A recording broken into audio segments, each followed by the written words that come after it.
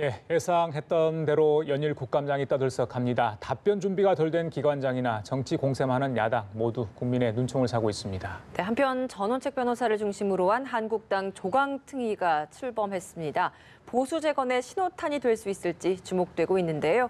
최창렬 용인대 교육대학원장, 김우석 미래전략개발연구소 부소장과 함께 주요 정치권 소식들 살펴보도록 하겠습니다. 예, 두 분 어서 오세요. 예.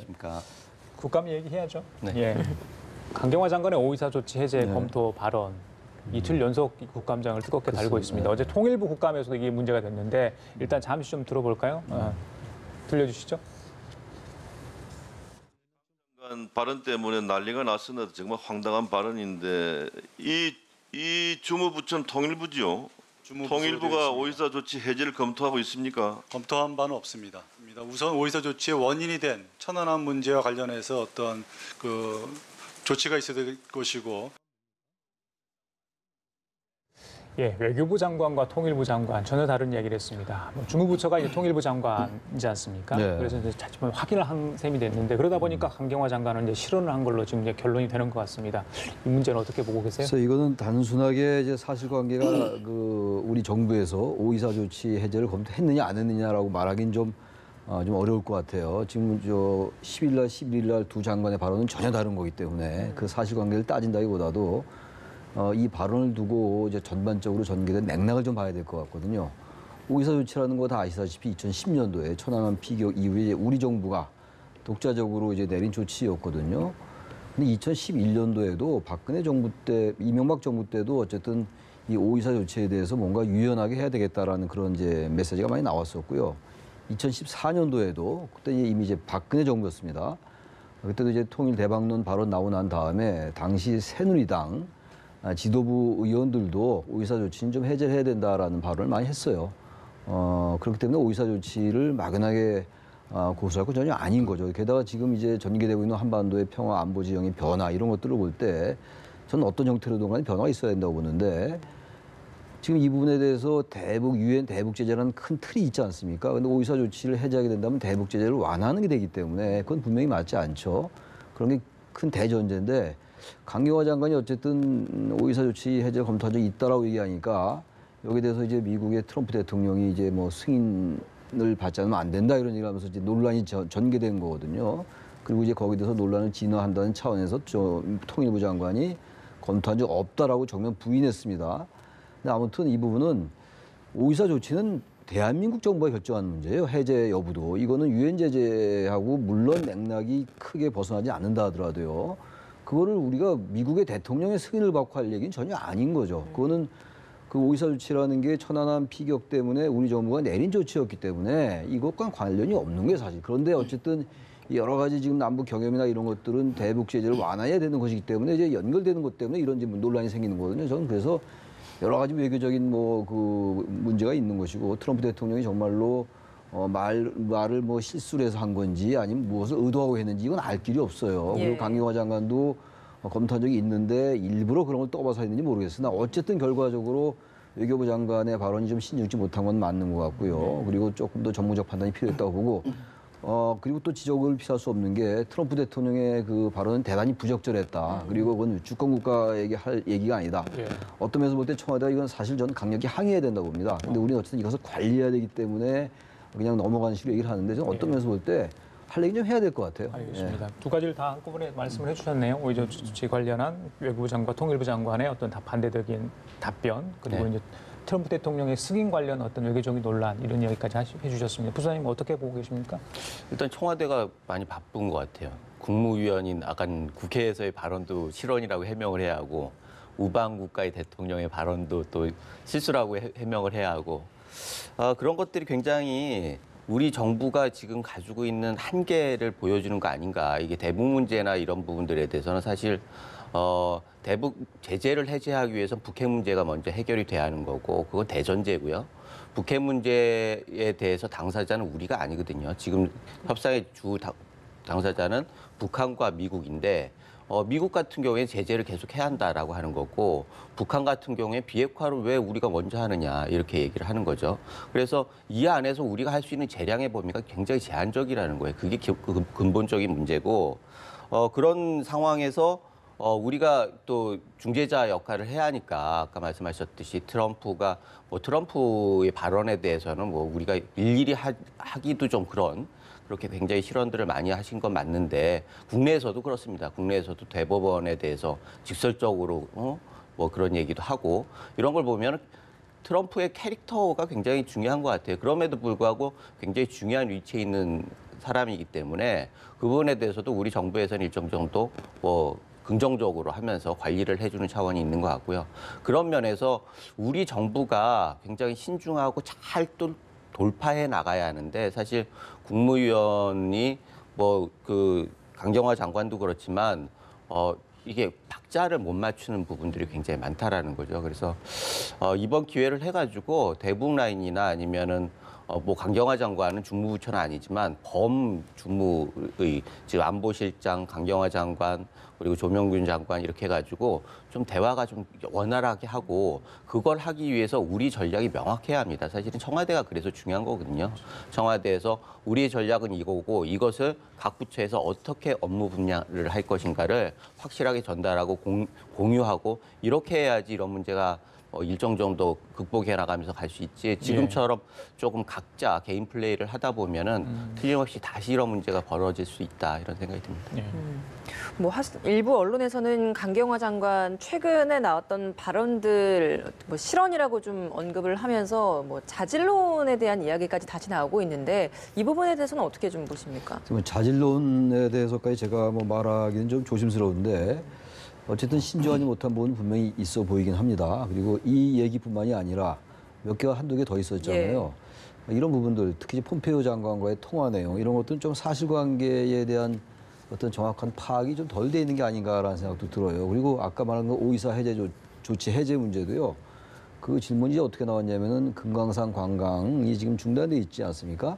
그걸 이제 언제 해제할 거냐라는 이런 취지의 질문에 답변하는 과정인데 금강산 관광은 그것이 금지된 게 2008년도에 박광자 씨 피살 때문에 이렇게 이루어진 것이기 때문에 오이사 조치하고는 좀 달라요, 또 맥락이.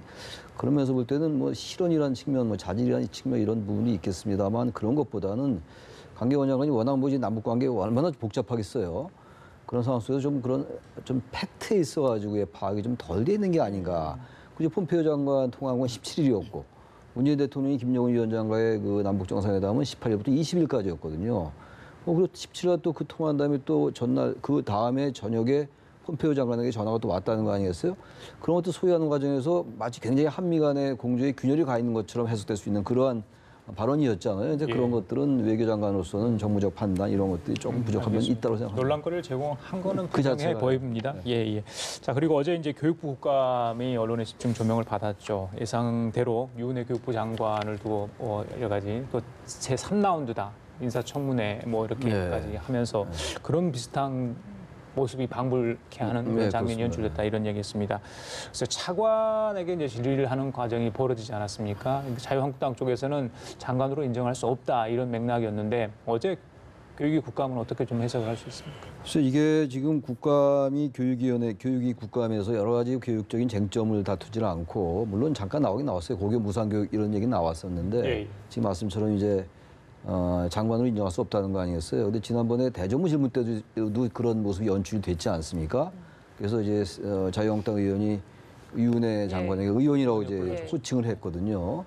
저는 그 이제 한국당으로서는 이제 청문 보고서 채택이 되지 않은 상태에서 대통령이 임명을 했기 때문에 당연히 이런 부분들에 대해서 비판할 수 있다고 보는데 그 비판은 좀 다른 측면에서 좀 하고 대정부 질문도 일단 장관이 된 다음에 하는 거고 국정감사도 장관에게 질의하는 거잖아요. 그리고 적어도 이제 법률적 절차에 따르면 하자는 없는 거잖아요. 청문 보고서 채택이 안 돼도 대통령이 임명할 수 있게 지금 제도가 돼 있기 때문에 그 제도의 개선은 좀 별도로 하는 것이고 대정부 질문 때 장관을 인정 안 하면 어떡하겠다는 겁니까? 그리고 국정감사 때 지금 여러 현안을 두고 1년에 한 번 하는 건데 여러 가지 지금 국감에 대한 비판도 많거든요.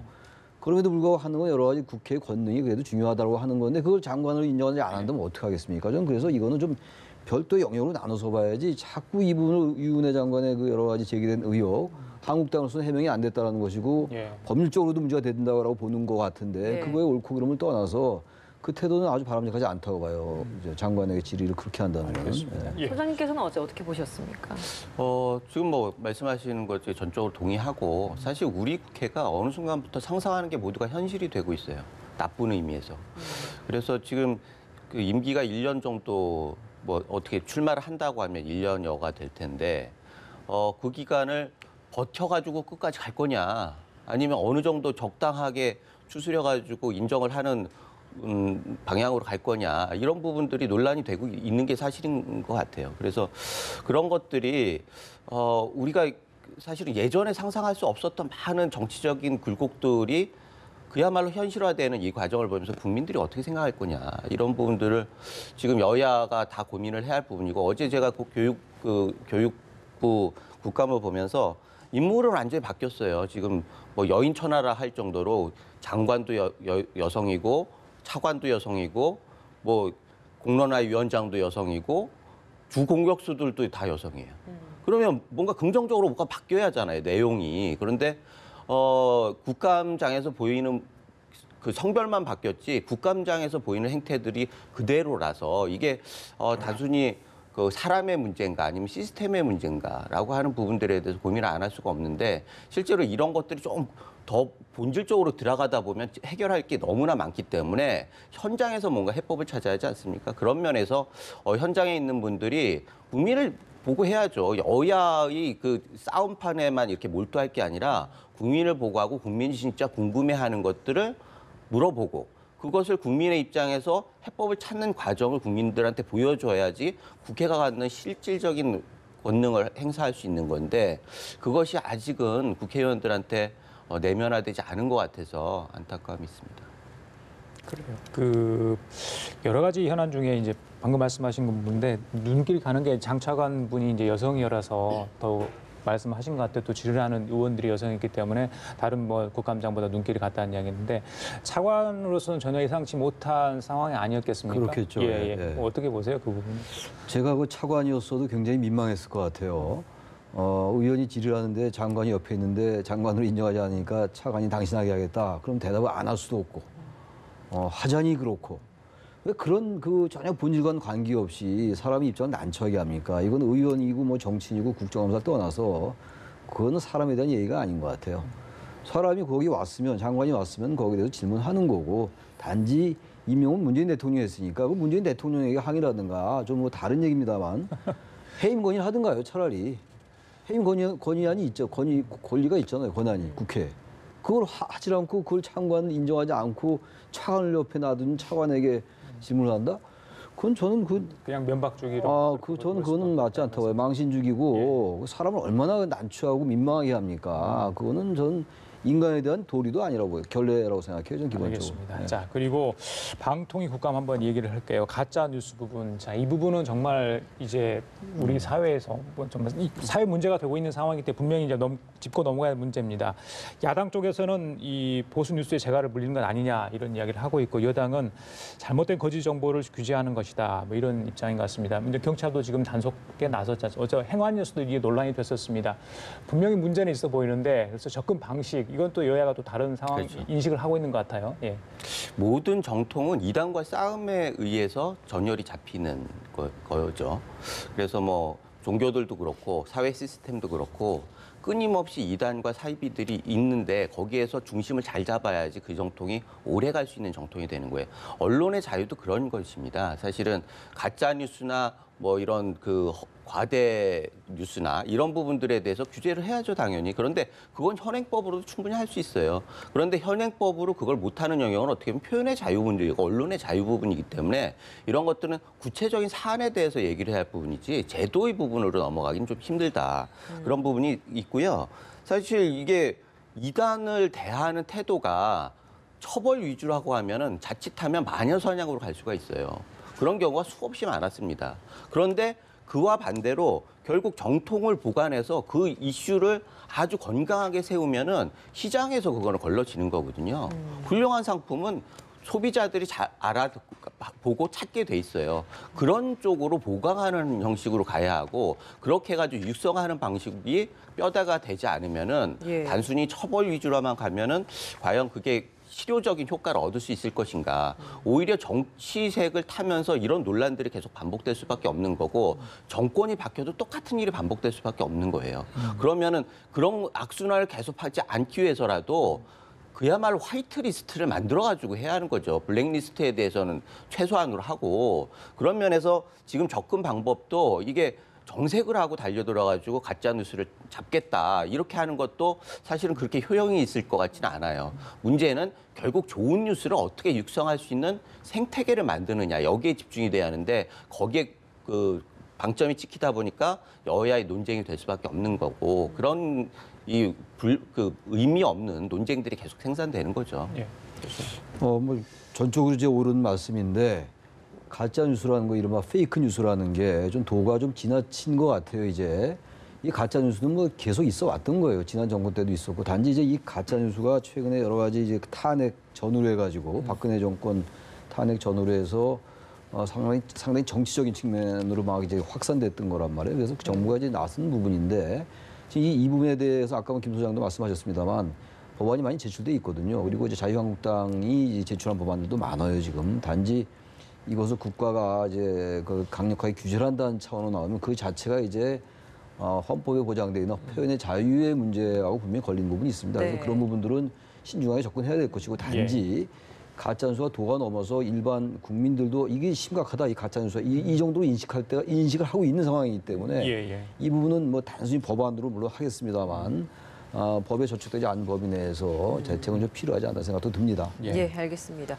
그런가 하면 어제 있었던 또 방통위 국감에서는 굉장히 좀 이색적인 소품이 좀 등장해서 눈길을 끌었던 것 같아요. 첫날엔 또 어처구니를 들고 나와서 또 그런 이색 장면을 연출을 했었는데 이번에는 또 엄청나게 큰 두루마리 현수막을 가지고 나와서 여기에 대해서 이제 뭐 정부의 뭐 방송 장악 뭐 이런 부분에 대해서 보여주겠다라는 의미였는데 보시기에 좀 정말 그런 것들을 구현하기에 적절한 소품이었다라고 보십니까? 일단 박태출 의원은 방통위에 있어서는 그 야당의 대표 선수예요. 예. 그리고 다른 경우와 관계없이 국감은 야당이 활동할 수 있는 최적의 장소이고 이슈를 부각하기 위해서 굉장히 많은 장치들이 필요한 것도 사실이에요. 그래서 지금 박태출 의원은 지금 현수막 이걸 가지고 나왔는데 이게 어떻게 보면은 이해가 되는 부분도 있고 어떻게 보면은 절차적인 문제에 있어서 뭐 신고를 안 했다거나 이런 여당에서 얘기하는 그런 문제도 있을 수 있어요. 그러나 이게 일반인들하고 같이 기준으로 해가지고 얘기할 수 있는 건 아니고요. 이슈에 맞다라고 하면 그런 정도의 소품은 일정 정도 인정할 수 있다. 치타를 하는데 고양이를 데려오는 거는 맞지가 않죠. 원래 그 이슈 부각하려는 것과 뭘 말씀하시는 거예요? 예. 지금? 하여튼 퓨마요. 그렇죠. 퓨마. 예, 퓨마죠. 그런데 이런 정도는 사실은 굉장히 나름대로 의미 부여를 하는 데는 굉장히 의미가 있는 소품이다 이렇게 생각이 되고 그런 면에 있어서 하는 사람의 입장에서도 이게 내가 주장하려는 것과 직접 연관이 있느냐 그리고 이것을 부각시키는데 도움이 되느냐 이게 다른 노이즈가 돼가지고 본질을 흐리는 거냐라고 하는 부분들을 잘 생각해서 하면 그 판단은 결국 국민이 하는 거고 언론이 하는 건데 예. 여야가 이걸 가지고 소모적인 논쟁을 할 건 아닌 것 같습니다. 이게 자칫하다가는 보여주기식 국감으로 좀 치중이 되다 보니 질의 내용이나 이런 부분이 많이 좀 부실해지는 경향도 생기다 보니 더 논란이 되는 것 같거든요. 글쎄요. 어느 때 국감 때도 그런 게 많이 있었어요. 근데 지금 이제 초반부터 그 부분이 많이 이제 화제가 되는 것 같아요. 그야말로. 아까 퓨마 얘기 나왔습니다만 이제 벵갈 고양이 갖다 놓고 그리고 지금 어처구니 갖다 놓고 이 어처구니라는 게 손잡이 아니에요. 손잡이 맷돌 없으면 맷돌을 못 손잡이죠. 돌리는 예. 거란 말이에요. 그게 어처구니 없다라는 게 그거 그쵸. 어이가 없다 뭐 이런 뜻인데 예. 그걸 갖다 놔서 이제 정부를 이렇게 어처구니 없게 하느냐라고 이제 얘기하는 거거든요. 정말 그건 저는 개그 콘서트도 아니고 그건 저는 뭐 비판하거나 논평할 가치가 없는 것 같아요. 그래서 의원들이 자신에게 뭔가 이제 주목을 받게 하려는 이러한 것들은 충분히 이해가 가요. 그래야 또 이걸 가지고 총선에서 홍보도 하고 이럴 거 아니겠어요. 그러나 그런 식의 접근은 물론 그것 때문에 오히려 인지도가 높아져가지고 정치적 이익을 볼 수도 있겠습니다만 반대로 그 의원의 자질에 대해서 비판적으로 보는 사람도 많을 거예요. 저는 그래서 그런 부분은 좀 의원들 스스로가 예. 자제해야 된다고 생각합니다. 그래요. 네. 이제 뭐 오늘이 3일째입니다. 9개 상임위에서 국감 진행이 되는데 초반입니다. 뭔가를 많이 하려고 하는 의욕도 좋은데 네. 좀 제대로 했으면 좋겠다. 그렇습니다. 또 이게 답변하는 기관장들도 좀 제대로 할 텐데 예를 보면 두 분도 뭐 국회에서 일을 해보셨기 때문에 아시겠지만 여의도에서 이 국감을 준비하는데 무슨 기관장들이 이건 명심하고 가서 해라 뭐 그런 게 있다고 그래요. 예를 들자면 최대한 길게 발언해라, 연신 고개를 끄덕여라, 일단 꼭 시정하겠다고 얘기해라. 그래서 이게 뭐 금과 옥조는 아니겠습니다만은 이게 뭐 기관장들, 그러니까 답변에 응하는 그런 기관장들한테는 좀 참고가 될 수 있을까요? 시정하겠다. 사전에 뭐 애행 연습하는 그런 기관장도 있다고 제가 들었거든요. 국정감사 저기 전에요. 예. 기관장들이 굉장히 긴장합니다. 생각보다. 저 과거에 저 어떤 정부 기관에도 있어봤는데 그 긴장의 정도가 제가 이해하기 어려울 정도예요. 물론 사람에 따라 다릅니다만 예, 예. 굉장히 긴장해요. 그리고 입장을 바꿔놓고 생각해도 그 국민의 대표인 국회의원들이 질문하는데 거기 앉아서 질문을 받는데 긴장 안 할 수가 있겠어요? 그러니까 이제 저런 이제 뭐 처신 아닌 처신법이 나오는 것 같은데 기본적으로 이제 질문하면 국민의 대표로서 질의하는 거니까 국회의원 개인의 자격이라기보다는 헌법기관으로서 국민의 대의기구로서 질문하는 거니까 당연히 그렇게 고개도 끄덕이고 예의를 이제 표하는 게 좋은데 예. 그런 것보다는 역시 정확한 질문, 예. 정책적으로 조목조목 따지고 또 거기에 대해서 또 소신껏 얘기하고 예. 잘못한 거 잘못해도 인정하고 이렇게 넘어가야 될 것 같아요. 그런 것도 자체를 뭐 그렇게 나무랄 건 저는 아니라고 봐요. 예, 예. 의원들한테 그런 뭐 저기 국민의 대표의 자격으로 하는 분들에게 그 정도 예의를 표하는 건 맞는데 예. 오로지 그런 거로 일관한다면 그건 문제의 본질을 벗어나는 거겠죠. 예. 예. 순간에 우리가 뭐 생중계를 하면서 몇 번 보여드리는 장면도 있습니다만 사실 이 국감하는 그 장면이 국회의원들이 질의를 할 때도 좀 굉장히 좀 날선 발언들도 많이 있고 좀 공격적인 표현도 있고 좀 이렇다 보니까 이런 장관들이 그렇죠. 이런 대처법이 좀 나오는 게 아닌가라는 생각도 드네요. 사실은 그런 날선 공격적인 발언도 이게 말이 길어지니까 그래. 답변할 때 여기서 보니까 그게 조직적으로 훈련까지 한다라고 하면은 어떻게 그 장면만 딱 그 비치면은 갑질하는 것처럼 보일 거 아니에요. 답변이 길어지면은 시간은 제한돼 있잖아요. 그런데 네. 답변이 길으면 진짜 묻고 싶은 걸 못 물을 때가 있단 말이죠. 예. 그러니까 마음이 급해지니까 뭐 끊으려고. 윽박 지르기로 하고 아유 똑바로 해서 예스 오 노만 대답하세요. 이렇게 하면은 그 장면만 보는 국민들은 굉장히 저거 갑질 아니야? 이렇게 얘기할 수도 예. 있잖아요. 그런 것들을 노릴 수도 있겠지만 뭐 그렇지는 않겠지만 어찌됐든 그렇게 하면은 효과가 있단 말이죠. 그런 거의 효과를 바라고 이런 것들을 할 수도 있겠다 싶은데 결과적으로 이렇게 길고 다른 건 모르겠지만 발언이 길면은 예전에 그런 얘기를 했어요. 그 국회의원실에서 정부 부처에 그 자료를 요청하면은 트럭제 줘라. 그래가지고 검토를 못하게 자료를 막 싸가지고 하면은 한정된 시간에 그거를 확인해가지고 엑기스를 뽑기가 힘들잖아요. 그래서 예. 트럭제 자료를 준다. 그런 얘기도 있었고 예를 들자면 디도스 공격 같은 경우 그렇잖아요. 끊임없이 과부하를 줘가지고 실질적으로 업무를 방해하는 그런 네. 것들이 그 공격인데 그런 면에 있어서 이 공수의 부분에 있어서 일정 정도 이해되는 부분이 있지만 이게 과도화돼 가지고 실질적으로 국감 자체가 무력화되는 그런 길이 안 되겠죠. 네. 안 되길 바라고 알겠습니다. 일단 뒤엎게 보고 있습니다. 예, 정말 많은 준비를 하는 분도 있습니다. 아까 저희들이 말한 부분들은 여의도권에서 정치권에서 이제 흔히 회자되는 그런 이야기를 이제 잠깐 전달을 해드렸고요. 아직 뭐 국감 시간 많이 남았으니까 그렇습니다. 충분히 예. 자기 역량을 발휘할 수 있을 것으로 보입니다. 다른 얘기 좀 하겠습니다. 한국당 조강특위가 인선을 완료하고 출범을 했습니다. 그래서 7명, 3명은 당연직이고 4명이 외부위원인데 네. 전원책표 쇄신이다 이런 얘기가 나옵니다. 어제 출범을 하고 이제 본격적으로 활동을 하고 이제 물갈이에 들어가는데 글쎄요 회의론도 좀 있고요.